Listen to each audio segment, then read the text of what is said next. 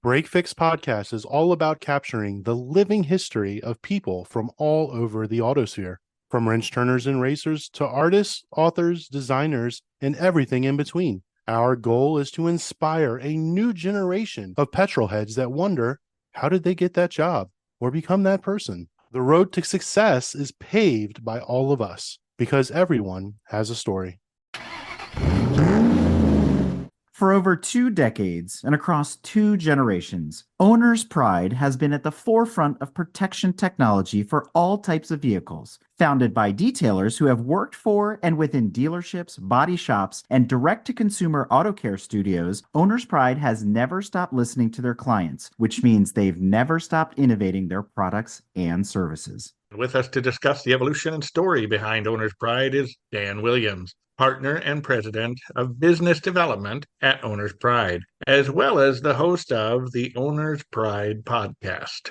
And with that, let's welcome Dan to Break Fix. Hey, how are you guys doing? And joining me tonight is returning voice and co-host of Break Fix, Don Weberg from Garage Style Magazine. Welcome back, Don. Thanks for having me back. Like all good Break Fix stories, there is a superhero origin. So, Dan, take us back in time 20 plus years and let's talk about the who, what, when, and where of Owner's Pride. How did this all get started? I was a waiter and I was in my early 30s. It just did not seem hip for me to go and be a manager in a restaurant. My family was really pushing me to do that. And I always had wanted a Rolex watch. However, working at Joe's Crab Shack, I could not afford a Rolex watch. So one of the catalysts that started my detailing business was to get this watch. And I realized within 2 months of starting this, and I was just doing it on my 2 days off a week from the restaurant, that I could indeed afford this Rolex watch. And this is literally the exact watch that I bought. And so it's always been a very big point of pride for me and something that I'm really proud of and an accomplishment that I made. So you sound like you've been doing this for a long time. So when I first started, I would just go to like an AutoZone or a Kmart or a Walmart, or I think I might have just dated myself there, and grab, whatever they had off of the shelf. And it was what it was. My friend had a next door neighbor that had a mobile detailing business here in San Diego. And I just bought a new truck and he put a sealant on there for me. He actually let me ride along with him for a couple of days and took me to the store.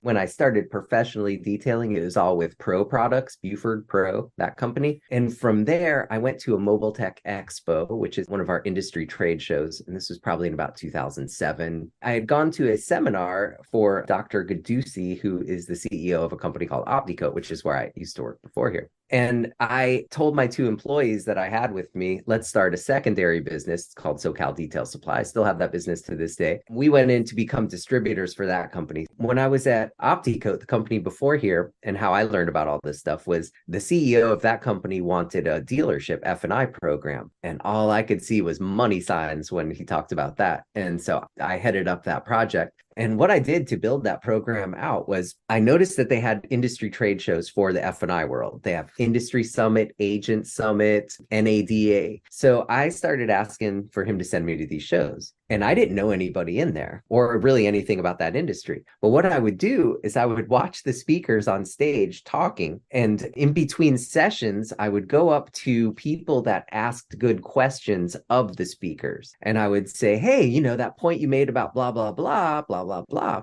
And so I started meeting a lot of people in that industry. My second power play in there, because I didn't know anybody, I was from detailer world, was I saw all the big swinging dicks in the room. And I went up to those people over the course of every time I'd go to these shows and I'd be like, hey, can I get a selfie with you? And then I'd start posting those on social media, which made it look like I was in cahoots with all the bigger people in the industry. And it worked out really well. Nice. Great marketing there. I really focused on that line of products very hard until I made the switch over to this one. And the main founder partner of Owner's Pride, he's been in the business for about 27 years. He came from having a bumper repair and going to dealerships, doing that kind of work, mobile business. And in the last 7 years, he has grown a detail shop in Omaha, Nebraska to gross $1 million, have 2 managers, 6 employees. And then he's been able to take his time and focus on growing the secondary business. I was his rep rep. When they decided they wanted to have their own chemical line and their own detailer program, they tapped me to come and be a part of it. We launched this company 3 weeks before COVID shut the world down. So it was a very scary, trying time to start a brand new company, but we've just had exponential growth right through. And the resiliency of the detailing industry, amazing, because most of the people that are detailing cars made more money over the past few years than they've made in their entire life. So that makes Owner's Pride, let's say, about 4 years old as we're talking about it today. Yeah. With your extensive background in detailing and your co-founder's background in detailing, were there certain products that were in your bucket, things that you relied on that you went to? Did any of those spawn the keystone product at Owner's Pride? What was that thing that launched the brand? Detailers are very much shiny new object syndrome havers. So they're always wanting to jump to the next polish, the next rinseless wash, the next polisher, the next polishing pad. And the best piece of advice that was ever given to me in this industry was by Joe Fernandez, who owns Superior Shine in Covina, California. And he told me, find a company that you like the people, the products, and the culture, and make yourself the best you can with that. He had done that with himself, with Meguiar's. I would imagine he still uses that product to this day. I did that with Opti for my time there. And, now I'm definitely bleeding Owner's Pride. I start all my podcasts and I say, my name is Dan E. Williams, and the E stands for Eco Wash, the drought-tolerant, eco-friendly way to wash your car with just a little bit of water. That's my favorite product. That's my jam. It's a rinseless wash. It's dilutable at 512 to 1. You can use it on the inside of your car, the outside of your car. It's pH 7, so it's not going to hurt anything. You can bring it in your house, use it on your floors, on your stainless steel appliances, so many things. So that's kind of one of the flagship things for me. But we put together a really synergetic line of detailing chemicals because they're all made by detailers. Well, not like the detailers or the elves making them. We have them produced, but we had a heavy hand in developing them. So we made them very dilutable, very concentrated. So for having them in your business, with the detailing suppliers these days, ceramic coatings are kind of the pinnacle of protection that somebody can get for their car. And we have a line of ceramic coatings that come with the industry's most compliant comprehensive warranty program. You mentioned a couple things: ceramic coatings, waxes, polishes, sealants, and now graphene. Can we dissect those a little bit? Can you tell us the difference? Because you see all these labels, the shiny new thing on the shelf at the big box store or even online. What are you supposed to buy anymore? These days, the term ceramic has kind of been bastardized because you can't go through a drive-through tunnel car wash or walk through a Walmart without seeing something ceramic. Everything is ceramic. In the big box stores, you've seen kind of a turnover in product, but you are seeing some newcomers. You go to an end cap of Walmart and suddenly everything is Chemical Brothers. And then you see Adams polishes, and then you see Jack's Wax, and then you see Jay Leno's Garage, to name a few. If you're going to sell your products on big box stores and shelves, you need to dilute that product down so people go through it really quick and they come back and buy some more. Our products are very concentrated. Our Eco Wash is dilutable at 512 to 1. That's one little capful in 3 gallons of water. So that's one of the main differences. We say we have professional products without the professional problems. Everything is really concentrated and just ready to go. Ceramic is really a term to kind of cover the science behind all this. We think about ceramic, we think about our coffee mugs, we think about plates and vases, and you're kind of thinking more of dinnerware than I'm putting ceramic on my car, right? You're not putting your car in a kiln. You're not baking it. We have 2 different kinds. We have a silicon carbide solvent-based ceramic coating, and that formulation is a ceramic that's inside of a solvent carrier that you put onto the surface. So you put it on your substrate, on the paint in this scenario. All of the ceramic makes a silicon carbide crosslink to the substrate, and then the solvent carrier just beads up on itself and you wipe that off. It's very easy to install. Some of the coatings are more of a resin-based coating. A lot of times you might hear TiO2 or SiO2, and those are going to be some of the substituents that are added into it or grafted onto the backbone of the chain. And those resin-based coatings are more of if you were to think of a thin layer almost of honey that was spread over the surface, and inside of that layer, there's little nanoparticles of either the titanium or silicon dioxide. And that kind of a coating you wipe on, then you wait for it to flash, it kind of makes a rainbow, and then you chase high spots. Now, we do have a coating that is that kind of coating that we have as a self-healing coating. And by our 3, 5, and 7-year warranted coatings are the solvent-based coatings. And then I have OPX Light that you can buy and do your own car with. And then OP Select, which is our premium 9-year 1-year warranted self-healing ceramic coating. Out of that praise and that hype around everybody suddenly had ceramics, then you had sealants. So what's the difference between a coating and a sealant before we move on to something even more complicated like a graphene quote unquote shield? These are very interchangeable terms. Ceramic is more of a inorganic, more so than like a pottery piece. But I know that that's kind of what your brain just automatically goes to. We've tested with graphene coatings too, and we've really not had very good results. I think one of the things with that kind of a coating is usually you'll see them in the liquid, the graphene particles will settle to the bottom and you have to shake it up, which the chemistry of a solvent-based coating or even a resin-based coating is going to be superior to that because it's more cohesive and not something that you have to shake up that's not as interconnected to itself. And a lot of the sealants, like we have ceramic sealants, they're just not as long lasting. Our ceramic detail spray, the pink sauce we call it, that is a very long lasting ceramic coating, and it's based on the same chemistry as our solvent based coatings. However, it's in a detail spray carrier form as the solvent, if you will, instead of the solvent itself. The missing link that a lot of people don't realize is how porous your clear coat and your paint really are at the end of the day. And when you look at the molecule size of these different chemicals that you're putting out there, whether the ceramics, the sealants, the graphenes, et cetera, they need to be able to penetrate those pores in the paint. And that's how they bring back that luster and that feel and that look.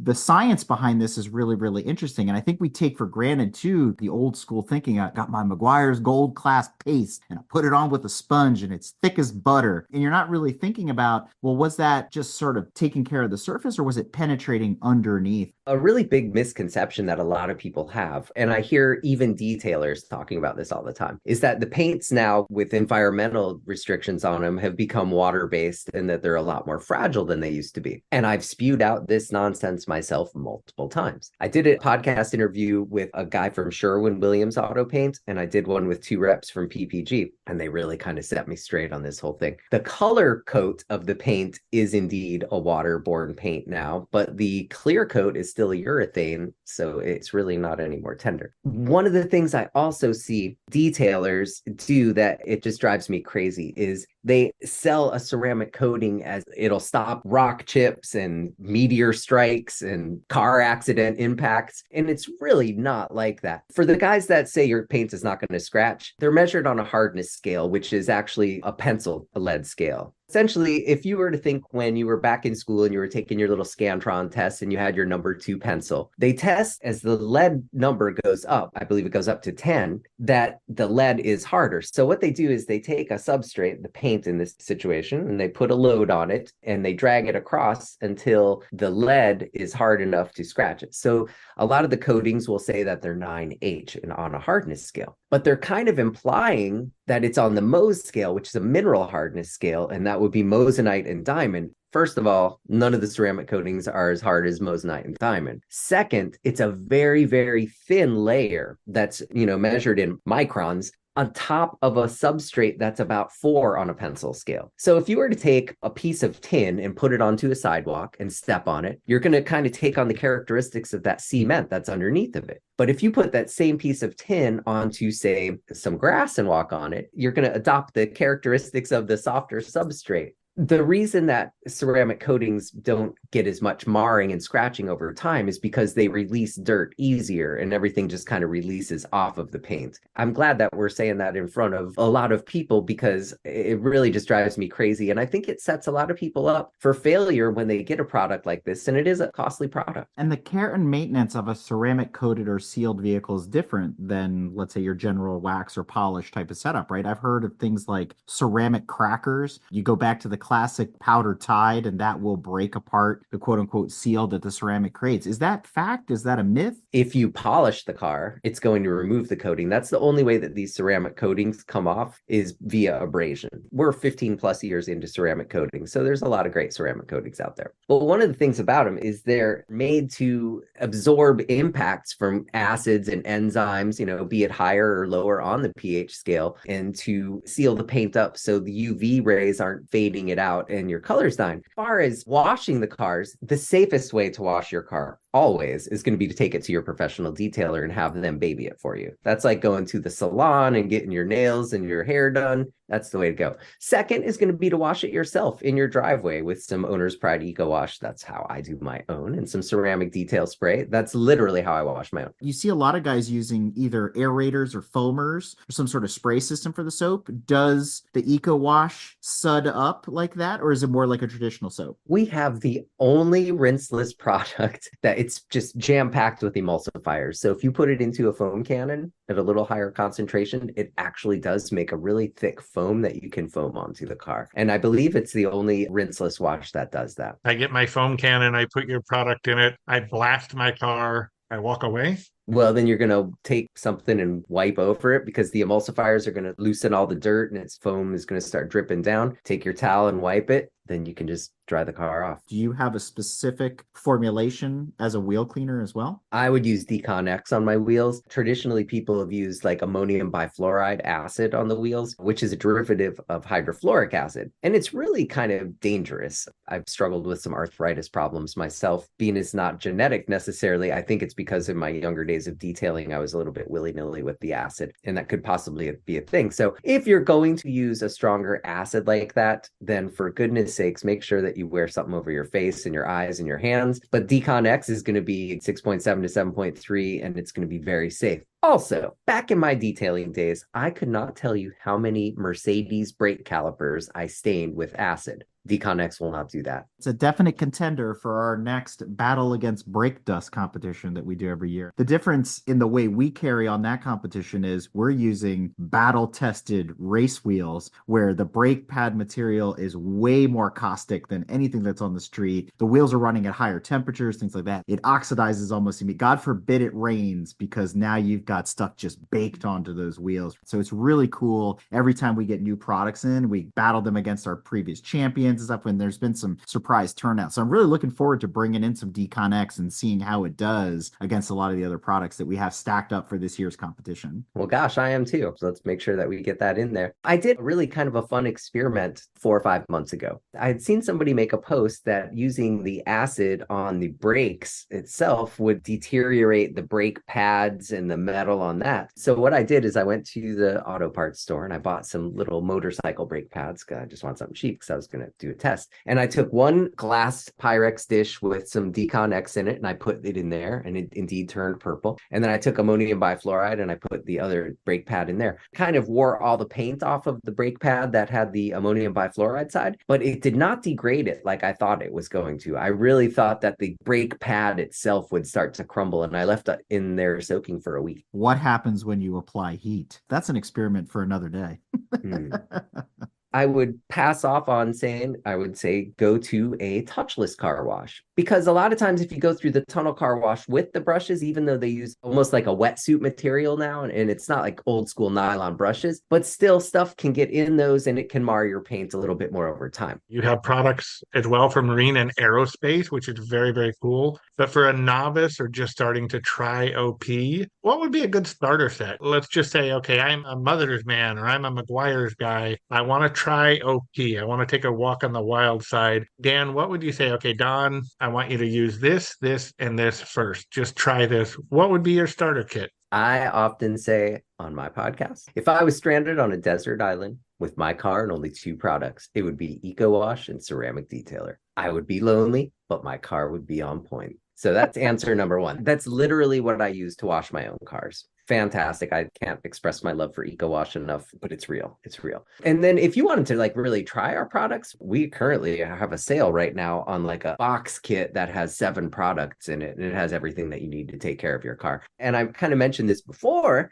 we have the only compliant, comprehensive written express warranty in the detail aftermarket. And because of that, we have to follow a little bit of rules that a lot of companies can duck under because we have this compliant warranty program. So your products are backed by a 7-year warranty, is that right? We have a 3-year, 5-year, 7-year, and 9-year warranty program. So you have different tiers for it. Yes. And then for RVs and boats, we have a 5-year warranty program. Same we have for power sports. We can put a warranty on a side-by-side or a snowmobile. We have a paint protection film warranty that we're getting ready to launch very soon. And it'll come out with our paint protection film. And that will cover any road debris that comes up and strikes the vehicle, breaks through the paint protection film, damages the paint. We'll pay up to $2,500 to pull the film off, retouch up the panel, and refilm the car. I'm going to take my car, I'm going to take your product, slap it on my car. The warranty is in place. How do you know I applied it properly? Tell us about the warranty and how it works. What does it take to accidentally deactivate the warranty? What does it take to activate the warranty? So only the warranties can be sold through our authorized installer network. And we have about 350 in the United States authorized installers right now. And once they do it, they input it into our portal system, and you have an actual hard card that is the warranty itself. And being that it's a compliant warranty, it has things listed on there because it's a written express warranty. It really lists everything that's covered, everything that's not covered, an insurance company who backs it, 1-800 number to call in case you have any warranty claim,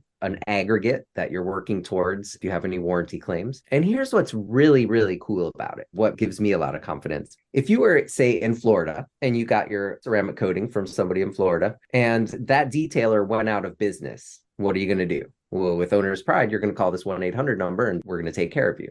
What if Owner's Pride went out of business? It happens. Businesses do go out of business. Well, even if we went out of business, we have an insurance company that backs all of our warranties. So you're going to call 1-800 number, you're going to get taken care of. Here's another scenario that people don't really think about. What if you get your job done in Florida and you move to the middle of Montana and there's not an Owner's Pride installer for 500 miles in any direction? Well, I think you guys see where this is going. You're going to call that 1-800 number and we're going to find somebody to take care of you. The guarantee is really, really cool because like you're saying, I don't think I've ever heard of that before from a wax and polish company. But how do you guarantee them for that long when most waxes only last 3 to 6 months on the outside? How are you guaranteeing it for that long? And what do I need to do to make sure I don't void what you've done? A wax and a sealant, that's a lesser time of a product that goes on a car. Like if you think of a wax, when it gets hot, it just kind of melts like a candle. So that kind of technology doesn't stay as long. A ceramic coating is just a much longer lasting because it actually makes a chemical cross-link to the substrate.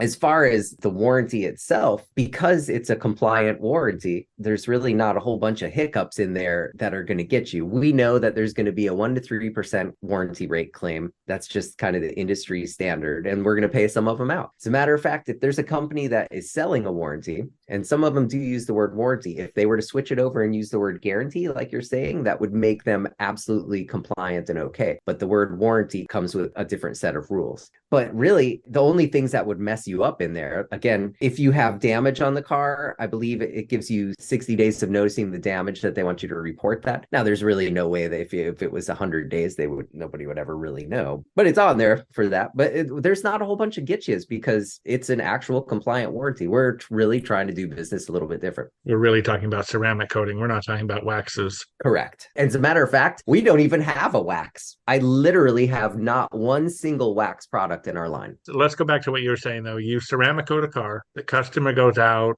2-3 months later, 4 months later, whatever. Either the owner or they hire someone, a detailer, to polish it, wax it. Bam. They've just pulled your ceramic coating off there. Now the ceramic coat is gone. They call you for a warranty. How do you know that it was polished and removed? Would never know. We would just pay it out and move on. No kidding. Yeah. And when you say pay it out, do you mean reapply it or give a refund or whatever the customer wants? Every warranty that we have has an aggregate. So say our 7-year warranty has a $4,000 aggregate. We're the only company that actually would compensate the detail shop who is doing the repair. We'll pay them a $70 an hour labor rate to do any repair plus give them product. And the customer will get whatever problem that they have taken care of. Very nice. So like a car warranty where you have to take it in for scheduled maintenance and things like that, do you have to do the same thing for the Owner's Pride products? Do you have to have it reapplied to basically stay within spec? In the Magnuson-Moss Act and the Federal Trade Commission, who regulate warranty sales in the United States, you can't tell somebody if they pay for a warranty for a ceramic coating that they have to do anything that's like out of the ordinary or extraordinary to maintain it or their warranty warranty will go to waste. And some companies do indeed say if you go through a tunnel car wash that it'll void your warranty, or if you don't come back and give them money to do a reapplication once a year. Legally can't do that. It's kind of the wild, wild west out here in the world of detailing, though. Once you sell somebody a warranty in the United States, you cannot legally ask them for more money to keep that warranty in force.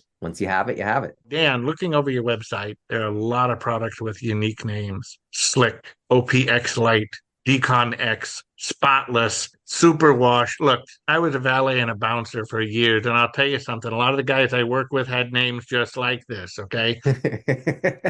But a lot of them, when you get into them, they sound very similar to each other. You could read everything about what the differences are, but what are some of the differences? Highlight us on that. Product like Slick, Ceramic Detailer, and Ceramic Plus are all sealants. They have a little bit of ceramic component to them. We use Ceramic Plus mostly as a drying aid. A lot of people, when I say we use a drying aid, they're like, I have a towel, buddy. What do I need a drying aid for? And there's a great answer for that. So if they've ever like dried off maybe a dark colored SUV or a big vehicle, and by the time you get all the way around it, you got to go back around with the detail spray and catch all the snail trails. While the car's still wet, put a shot onto the panel and just dry it off as you go. It makes a nice little glow on the paint and you don't have to go back. So it does make you more efficient. Slick is a ceramic detail spray, and then so is Ceramic Detailer. The difference in those is about $40 in price for a 16-ounce bottle. The difference is the amount of the raw ceramic material. There's a whole bunch in that pink sauce. Some of those bottles are the size of a thumb, and you're looking at like 40, 50 bucks. I mean, it was pricey to say the least. So that little bottle does not look like it would get around my entire vehicle. This one little bottle, because it's just this really thin layer of ceramic coating that goes on your paint, this is enough to do a big old SUV, 29 milliliters or 1 ounce. No kidding. How do you do that? How do you take that and apply it all over? Let's just take a Range Rover. We used an applicator pad. Okay. That's a sponge wrapped in some sort of cloth. And like a microfiber kind of Got cloth. it. You just put a nice wet layer onto the side of it and then just rub it onto the paint. And like with the 3, 5, and 7, these solvent-based coatings, again, it's just lay it wet and let it sweat technology. No kidding. Some of our self-healing coatings are a little bit more tricky because they're a lot thicker and it's a very different application. But all of those are not DIY products. Those are to be installed by a professional, right? Yeah. And I do have a couple of DIY ceramic coating products, which is my OPX Light, which is the self-healing coating. And that's a solid 2-year coating on the consumer level. The tricky part when somebody does their own car is getting all of the prep work done prior to putting the ceramic coating on. That's where all of the hard work. The coating itself, not that tough. But typically to put ceramic coating on a car, we're going to decontaminate the car both mechanically and chemically. So we're going to get the car wet and wash it. Whether you use eco wash and don't rinse it at all, or you use traditional, get it wet with a hose and rub some soap suds around on it and then rinse it. After that, we take our Decon X product.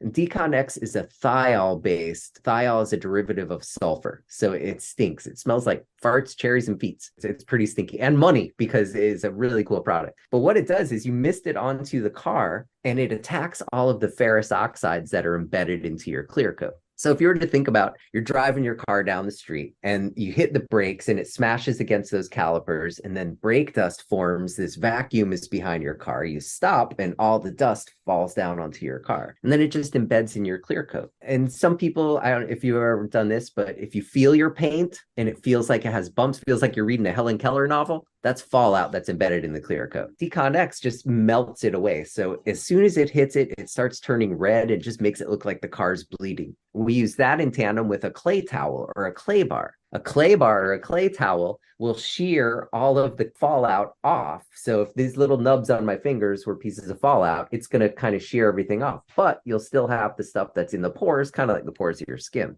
So if you use it in tandem with the Decon X, you're shearing everything off and you're melting it out of the pores and getting your paint as bare as possible, even prior to polishing it before you put a ceramic coating on it, is imperative. So after that step, we'd rinse that off. And even though it's stinky and it turns color like that, it's pH of like 6.7 to 7.3. So it's very neutral. You're not going to do any damage to anything with it. Also works great for wheels. You see like a lot of, especially the European cars, they throw off so much brake dust and they just turn black. Well, this will do the same thing with that and just kind of turn red and dissolve it all off. Use a little brush on there and looking good.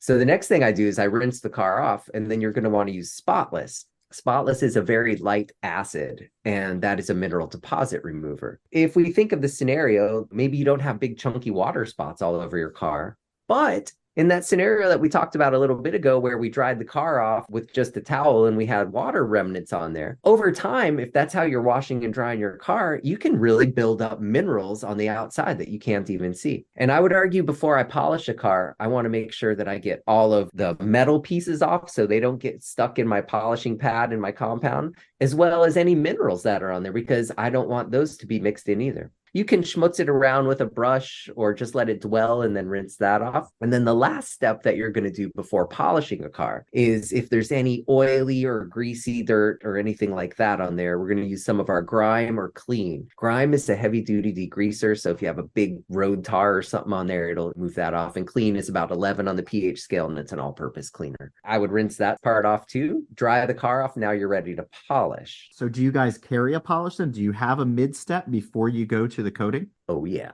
Oh, yeah. So what we have is Owner's Pride Compound, and we've kind of simplified the process. A lot of things that we look at is trying to make everybody efficient and profitable and run a business, as well as protect the cars. Owner's Pride Compound is a one-step, all-in-one compound and polish. So it's pad dependent. So you can use it with our foam cutting pad or our foamed wool pad, and you're going to get a lot of cut. The maroon pad, you can do a lot of cars on a one-step. Some of the darker color vehicles, you're going to have to do a second with a softer pad. But the cool thing that makes it so efficient is you don't even have to wipe the compound off of the car. You know, use one pad, then switch pads, use a little more product, and go right over it. With all these steps, this is why we probably just want to hire somebody like you or one of your people to take care of the car. Because it sounds like the days of dishwash soap and turtle wax are over. Yeah. And that's what I was hoping that we would highlight. Like, we do have the products, and for those auto enthusiasts who love doing their stuff, this would be really great. As a matter of fact, we do training classes. You could call our 1-800 number and I'll walk you through it if you're a consumer. I absolutely love talking about this stuff. I do it all day long. But as far as ceramic coating the car, there's a lot that goes into it. And not only that, Don, back when you were polishing cars with your DuPont number 7, you were using a rotary polisher and a wool pad. I already know the answer to this because that's what they had then, right? He's like Mr. Miyagi. Oh, those old rubbing compounds. I got you. I got you. Yeah, I was raised up in the day when you used a polisher and the compound or polish, whatever you're using, you had this very, very high chance that you were going to burn the paint. Back then, the paints weren't as good as they are. Say what you will about water-based paint. Honestly, I see no trouble with them. I really don't. But yeah, those machines were so fast and they were so powerful. They would just burn right through the paint. So I never trusted myself with one, and I never trusted those machines. So yeah, I basically, young, dumb, and all muscle, no brains, let's just polish it out and we got it done. It wasn't until years later that I literally was taught how to use a buffer by the McGuire's Wax Company, of all people. They literally brought me in to do a photo shoot, and okay, Don, let's get the buffer. Oh God, do we have to use a buffer?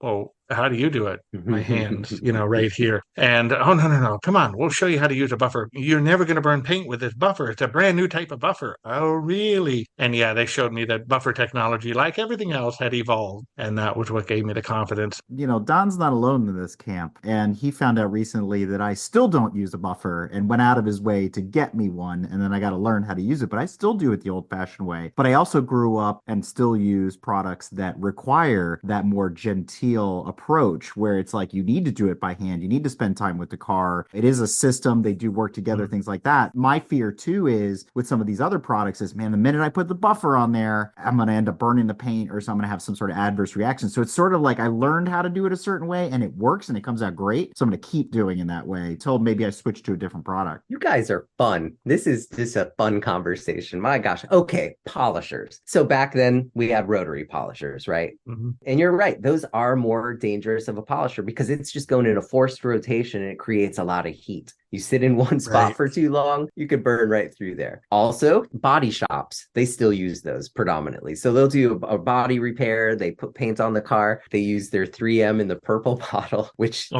just fills everything in. It looks magical when you leave the body shop, wash the car twice, and it looks like a tiger stripes all over the car. And those are called holograms. Your paint is supposed to be a very flat surface. So if that polisher head gets turned up to the side and it's kind of cutting a little divot, and so as you move move your head around in the sun, that's what those are. But gosh, they've come a long ways with polishers now. When I started, there was Porter Cable was kind of the upgrade, and there was something called Cyclo. So the Cyclo is the two little pads. They made those for polishing aluminum trailers originally back in the, I believe, the late 50s. Yeah. Then the Porter Cable came into play as an orbital polisher. I think it's like 7428 or 7824 is the model.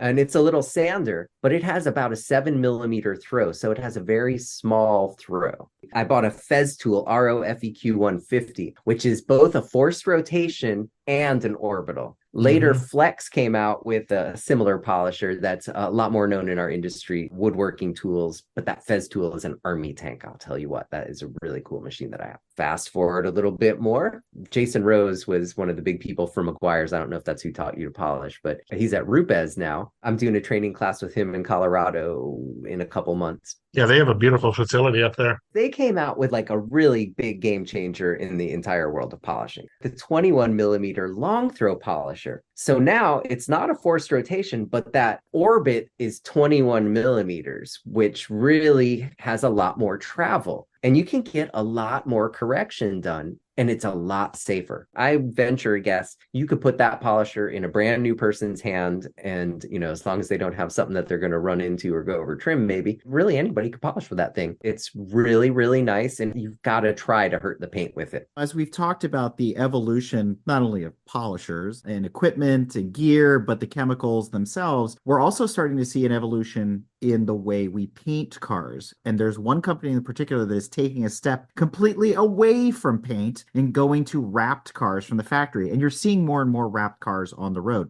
Because of the porous nature of paint, which we already understand, wrap is even worse. Then you get a chemical that gets underneath of it, maybe starts messing with adhesive. Has Owner's Pride taken into account wrapped cars? Have you developed products specifically for them? And again, your warranty, because wraps are so much more sensitive than paint is. We don't sell a vinyl wrap product ourselves, so we certainly couldn't put a warranty on it. Plus, I don't think other than whatever comes from the manufacturer of those is going to be viable. If I had a car that was vinyl wrapped, instead of putting a ceramic coating on it, I would just wash it regularly and use some of the ceramic detail spray, and you would be really good and protected. And just use it every time you wash it. So you can use a ceramic coating on a wrap?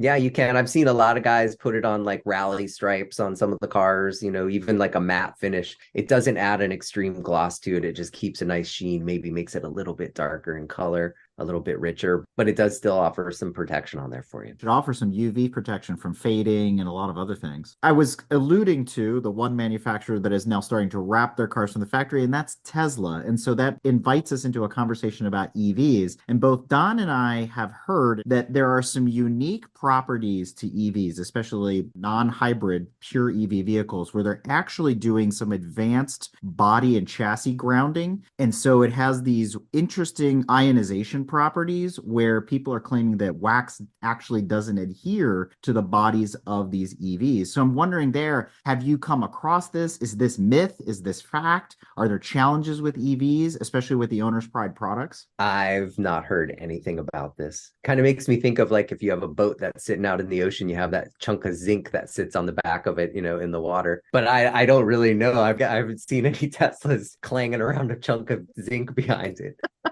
It would be a good solution, though, wouldn't it? Now that you mention it. We've myth busted that. Thank you, Dan. I have heard, however, on airplanes, because we have some guys that do airplanes, and I have heard that there are some components on an airplane that you don't want to put coating on. I have never coated an airplane personally, never even actually been involved in detailing of an airplane, so I don't know that. And as far as a wax sticking on some kind of a surface, I would imagine it's going to sit on top of a surface until it melts off. It doesn't just magically get pushed off. I wouldn't think.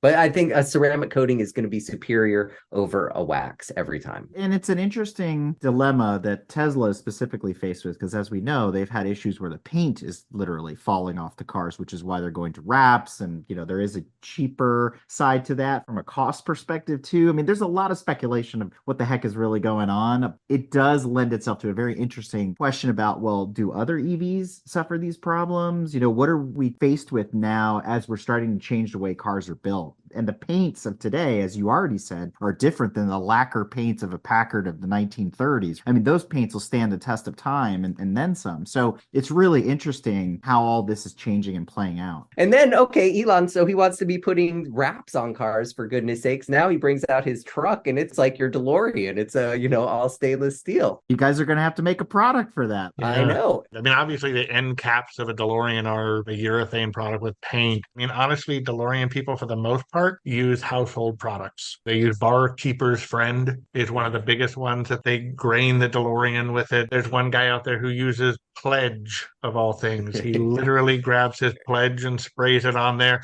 and he wipes with the grain, and he says it looks great. The trouble with him is, he'll pledge up his car wherever we meet, and then we go to destination B. And by destination B, his car is just completely slathered in dirt and dust and grime because that pledge is just attracting everything to it. I guess at least it smells lemony fresh.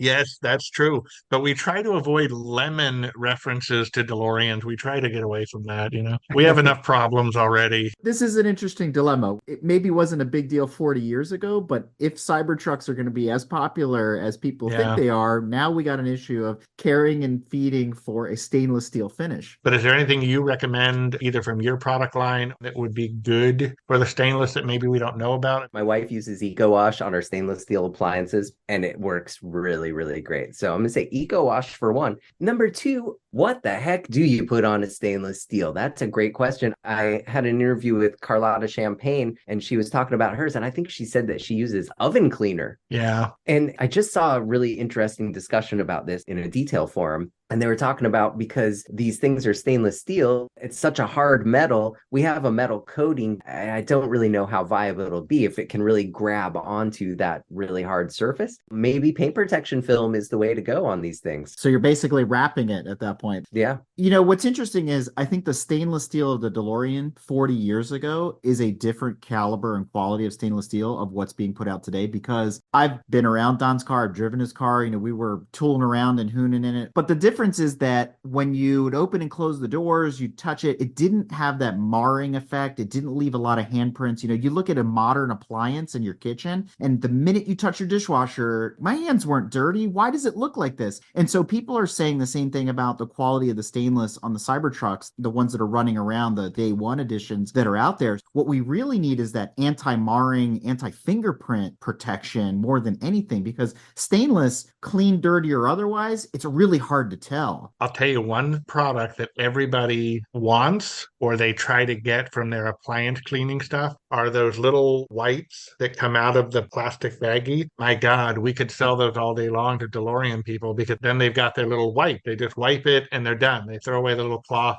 versus, oh my God, I got to pull out the Windex. I got to pull out the paper towels. I got to make sure the graining is right. If some company out there would develop that, I guarantee it would sell pretty well, especially like I say with Cybertruck coming out. If it's really stainless, yeah, you're going to have more interest in it. Writing down the note right now. Yeah, I see that. Yeah.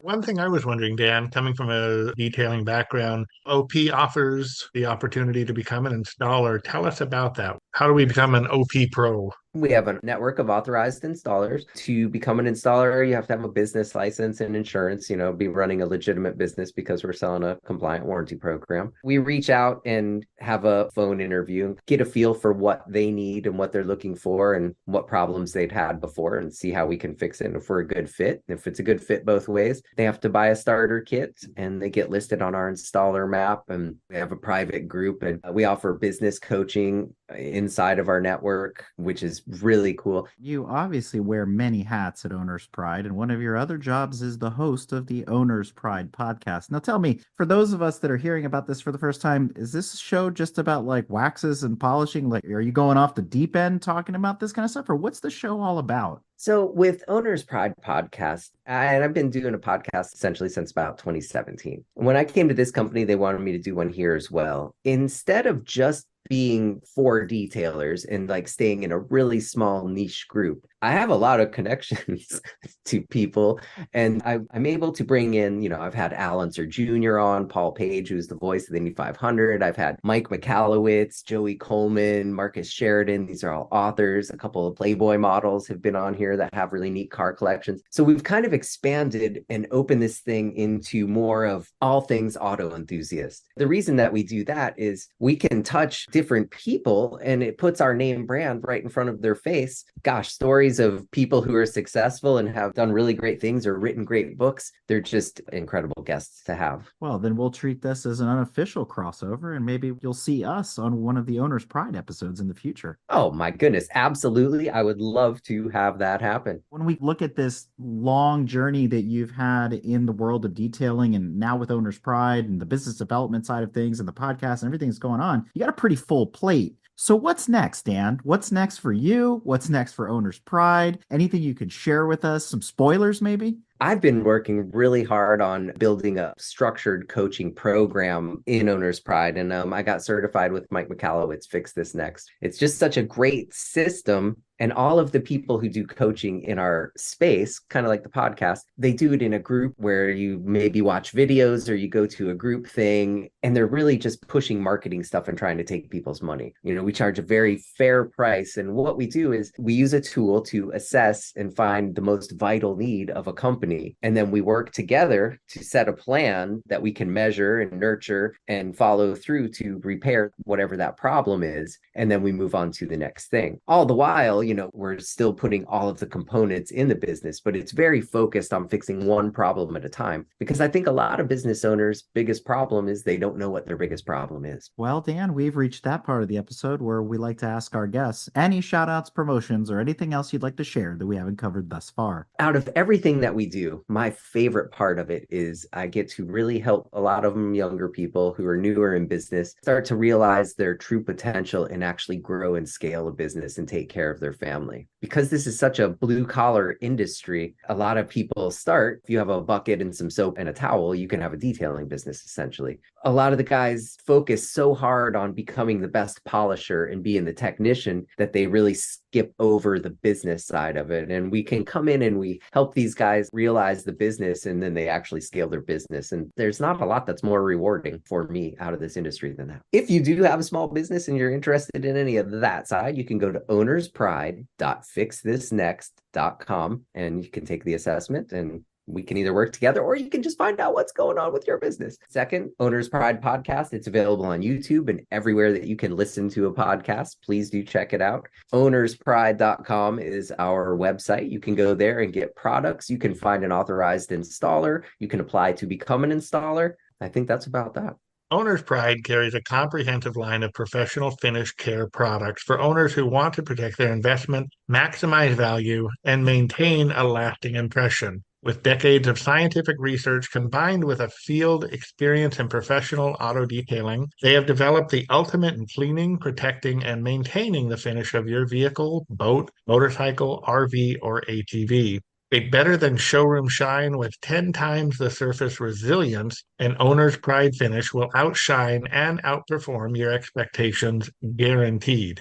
Shop their entire line of interior and exterior detailing kits, ceramic coatings, rinseless wash, professional wheel and tire brushes, microfiber edgeless towels by visiting www.ownerspride.com or following them on social media at Owners Pride Club on Twitter, at Owners Price Care on Facebook, at OP_care on Instagram, and be sure to check out their YouTube channel as well as the Owner's Pride podcast everywhere you stream or listen. With that, Dan, I can't thank you enough for coming on Break Fix and sharing your story and educating us on Owner's Pride. I'm actually really excited to try out some of the new products that I'm learning about here. I have a new way of thinking about things. I've got some things I want to experiment with. So this has really been exciting to take a deeper dive into the world of car care. And I really thank you for sharing your knowledge with us and with our audience. Absolutely. Thank you so much. I had a blast. Good to meet you, Dan.